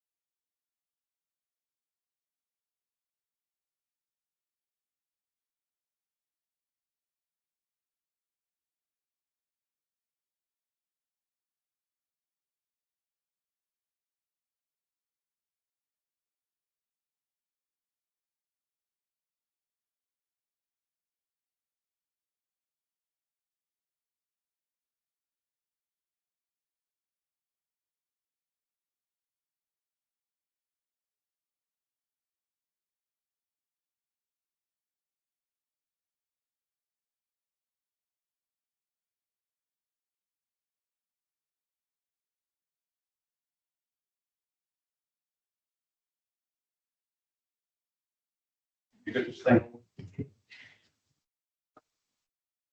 It's not working, Ollie. Well, just turned it on again because it goes off when you leave it. Well, I turned it. You turned it off. You turned it off, yeah. Okay, Are we good? good. Do I have a motion to come out of executive session to regular session? Mr. Hollingsworth, Yes. do I have a second? I'll say. Mrs. Hollingsworth made the motion and Mr. McNabb second. All those in favor, signify by saying aye. We come out at 8:10. We're in regular session. And we had we read the last one here. We got a motion and a second. All those in favor, signify by saying aye. That's on number 6.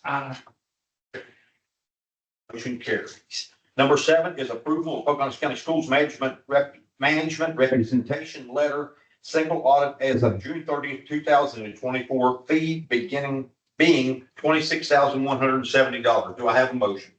Mr. McCombs made the motion. Do I have a second? Second. Mrs. Hollingsworth seconded. All those in favor, signify by saying aye. Aye. Motion carries. And I'm gonna let this ball come. Go and go. So number 8 is approval of the contract with Deidre Klein and the Pocahontas County Board of Education and the West Virginia Department of Education effective February the 19th, 2025. Contract services expire June 30th, 2025. And that is attachment 8. Do I have a motion? Mr. McCombs made the motion. Do I have a second? Second. Mrs. Hollingsworth seconded. All those in favor signify by saying aye. Aye. That was for mitigation, but Yeah, that's right. This is a requirement by the state to write our plan. Number 9. Approval of the contract with Dodie Slaughter, counselor at the Fred W. Elberly Tech Center in Buchanan, West Virginia, and Pocahontas County Board of Education. Extending the key to the students of Pocahontas County High School, effective February 19th, 2025 through January 1st, 2026. I did make that to continue into next semester, next year, so that this group will have a mentor for the remaining part of this year, as well as the start of the school for next year. Do I have a motion? Mr. McCombs made the motion. Do I have a second? I'll second. Mr. McNabb seconded.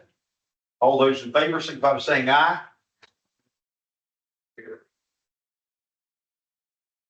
Number 10. Approval of Pocahontas County Schools to place extracurricular. I do the same things. Time tonight, physical education policy on public comment. This policy will allow students to earn one graduation requirement of physical education for 2 seasons of a WVSSAC approved activity. This was actually a direct request. Do I have a motion? Mr. McCombs made the motion. Do I have a second? I'll second. No, I haven't. Since we started this, and I got the thing and I saw that, we have some things too that I feel should be added to this list of approved sports, such as ski and They're School activity. Has to be. School activity. Nike bicycling program, or the rodeo program we have through the school. No, they have to be WVSSAC. Approved. Is that, do we have to have it? Can we stipulate other things? No, Yeah. it would have to be a school activity approved by the WVSSAC. To get credit for it. Yes. Right. There's no way around we could add these other things. Yeah. Worked with Jason Longroach for creating that policy. All those in favor? Motion carried. Number 11.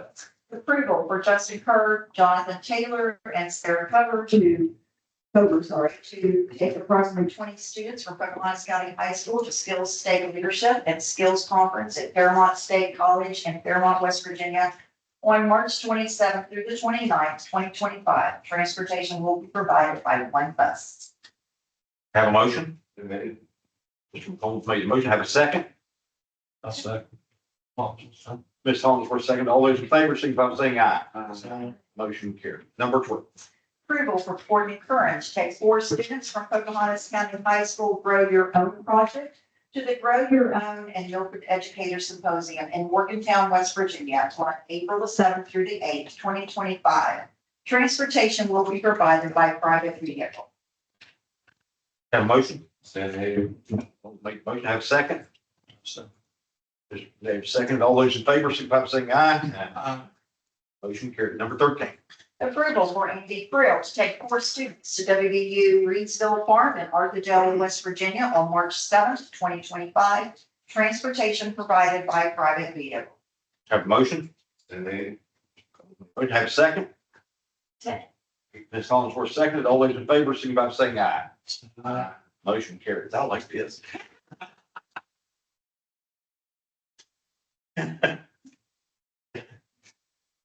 Number 14, approval for Rick McLaughlin and parents to transport 3 students to Philip Garber High School, Philippi, West Virginia, for the Region 8 Middle School Honor Band on February 21st through the 22nd, 2025. Have a motion?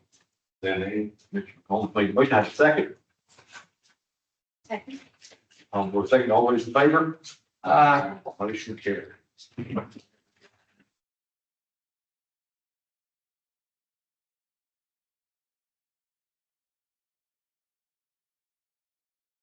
Ready for personnel? Green Bank Elementary Middle School resignation of Aaron Baldwin as ELA teacher at Green Bank. We gotta get a motion. Oh, sorry. Do I have a motion? Second. Ms. Hollingsworth, second. Oh, Now, next Chris one. Baldwin. Green Bank Elementary Middle School resignation of Aaron Baldwin as ELA teacher, that's English Language Arts at Green Bank Elementary Middle, effective February the 18th, 2025. I have a question. Has anybody reached out to her to see if she'd be interested in Southern? Sorry, that's. She had. Thank you.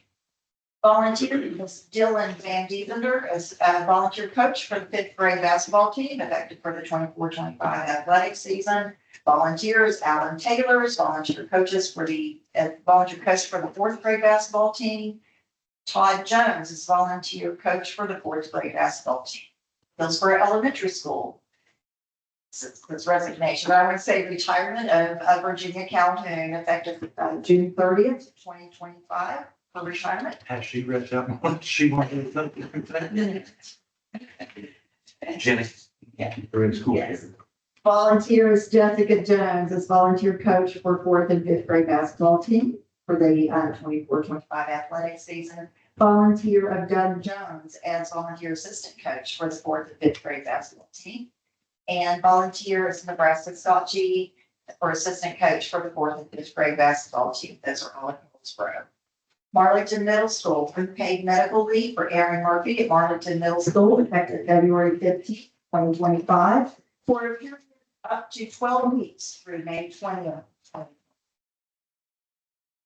Pocahontas County High School, it says resignation, but it's the retirement of Diane L. Nelson, effective June 30th, 2020. She wanted Southern. That's good.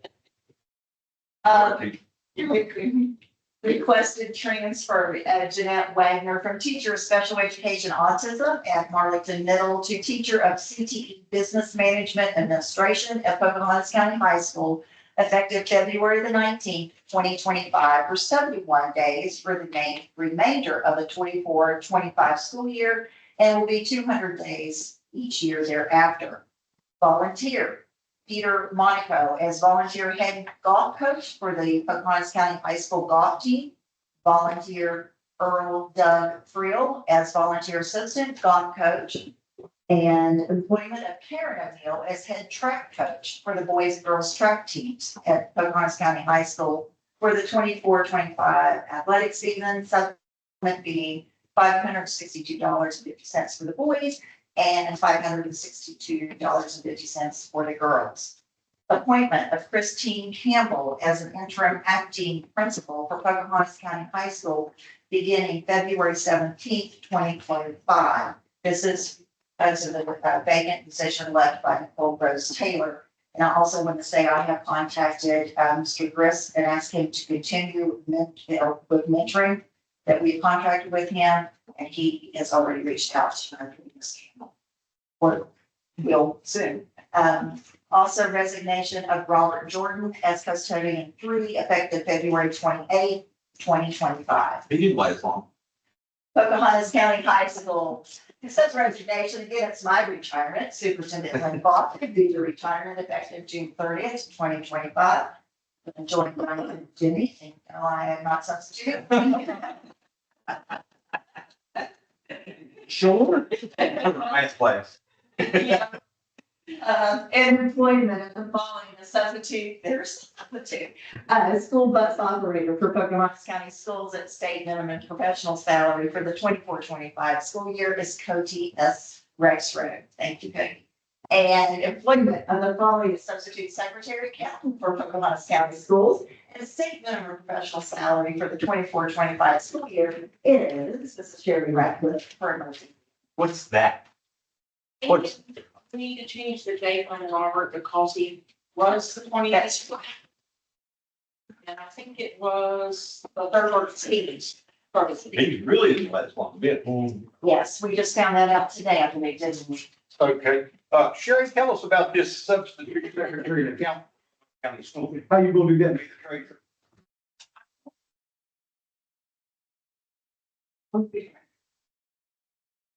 I don't see your retirement on here. March first. It doesn't have to be much. I'm trying to pull, I'm trying to pull a weasel out of us. And there's some senior for substitutes. I know, we've been together. I still got the piece of it in my hand. She's stuffing it in. I never got that either. Okay, And now that's officially on the record. I've been thinking about filing charges. It only happens 55 years ago. okay, First of all, we want to pull out, we'll pull Chris Campbell out and vote on first separate and vote on all the rest of up them. at one time, okay? You got any questions about, anybody got any questions about any of them but Mrs. Campbell? Okay, all those in favor, we're voting on everybody except Christina Campbell. All those in favor, signify by saying aye. Motion carries. Now we're going to vote on Miss Campbell. It is appointment Christine Campbell as interim acting principal for Pocahontas County High School beginning February 17, 2025. All those in favor, signify by saying aye. Aye. All those opposed? No. Motion carries. Now, our next Board of Education meeting will be Held on Tuesday, March 11, 2020. Patterson Board. I'm trying to beat Sam out there. Morgan, what you got? In a couple of weeks, if we allow them to pull us out of this hole, and we need to work together as a board, this is what they know.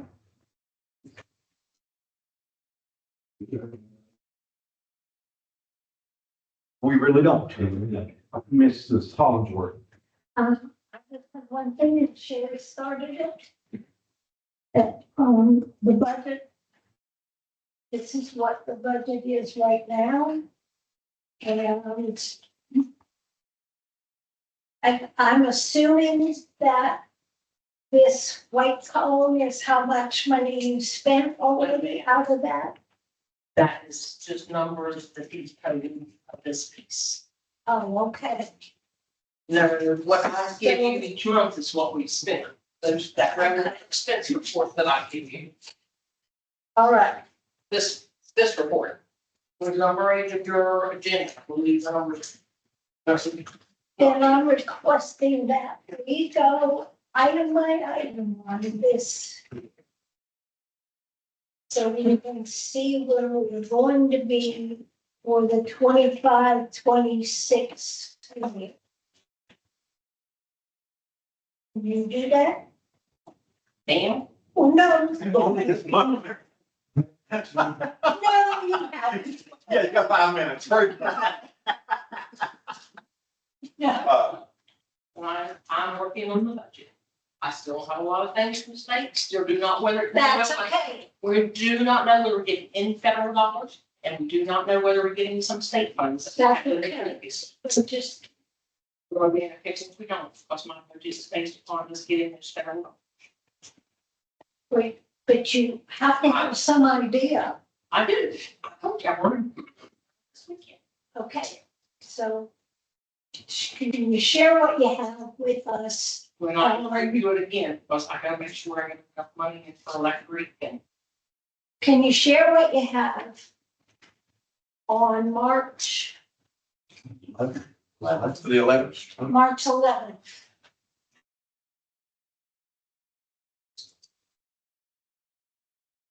We don't.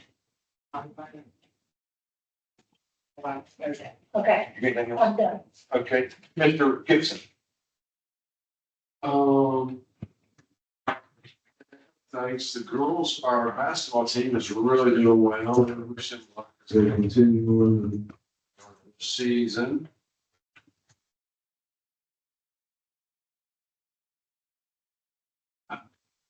This whole thing with this state of emergency has just really broke my heart about our schools.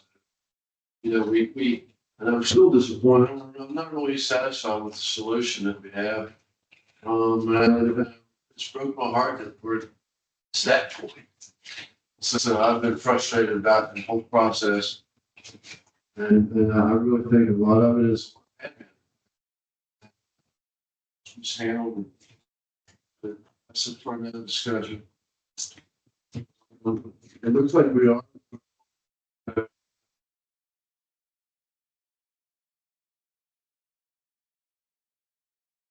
I really like that we put Cassie Griffiths down as our dean of students. I think she potentially, she can do a lot up there. I think it was a really good move for us. Thank you, Ms. Bossy, for explaining the 7 days where we're at with the. Where we're at. You know, I think that's moving forward. That's going to be nice to talk about more because I, for one, don't understand what's going on. And we're taking days off. So that, and that's really all I have. The Mr. Mayor.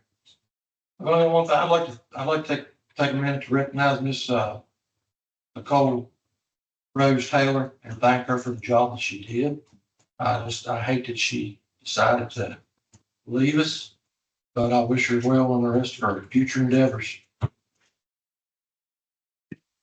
And we- She's done a good job while she's there, I think. She did the best she could.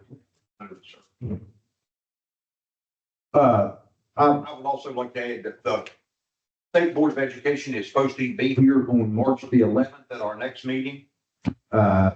You said that the next meeting is going to be Pocahontas County High School. You said today, told them from Jessup was Hillsborough. I think it is. It's at high school. So we'll have to get back a hold of him and let him know the difference. At that time, they are going to present to the board what they're about to do.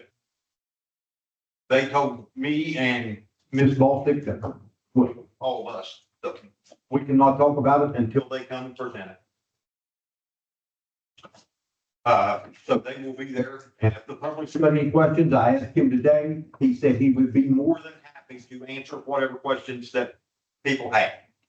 I think he's gonna bring the lady with him, and I can't remember what's, Alex Cryer. yeah, the two of them's gonna come and explain what all is going on.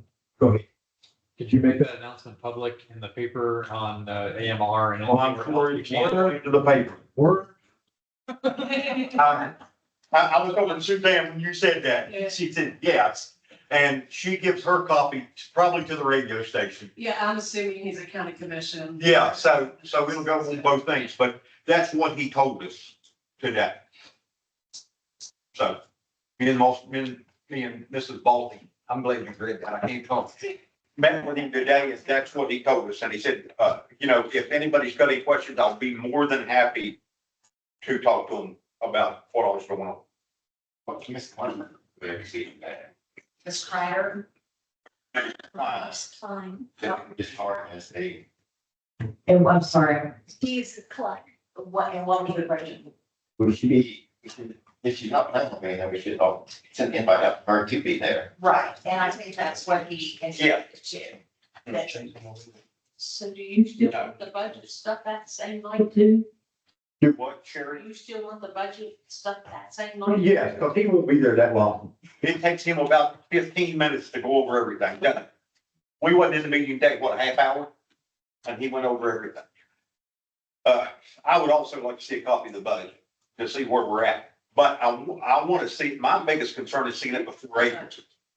You all have. I want a official budget for the 25, so then 6 years where I can look and see how much money how much red we're going to into or how much black we're going to stay out of, because county boards can't go into red. And I want it before RIF season. Because that's what gets us in trouble. Okay, our next Board of Education meeting will be held on Tuesday, March 11th, 2025, beginning at 3:30 at the Pocahontas County High School with the LSIC meeting, followed by the regular board meeting at 4:45 in Dunmore. Mrs. Bossick, if there's something happens that he can't be here on March the 11th, let him know we can change our meeting a day or two either way too, because I really want him to come and explain it. Okay? Yes. Yes, even if we have to have a meeting before then. Yeah, special meeting or whatever before that. I would like for the board members to hear what we heard today, and I'd also like for the general public to know what kind of a crisis Pocahontas County is in. I just wanted to share with you, we were talking about legislation bills, and I think it's important to know that they are again trying to get rid of 55 boards of education down to 11. So that's another thing we want parents to be aware of, because we will be lumped in with 4 other counties. I got a message from Terrence Bean today telling me that. I think that'll ever happen? They tried this 10 years ago. I was on the board and they had us all meet in Summersville, and then it They all kind have of. to figure out the logistics, you all.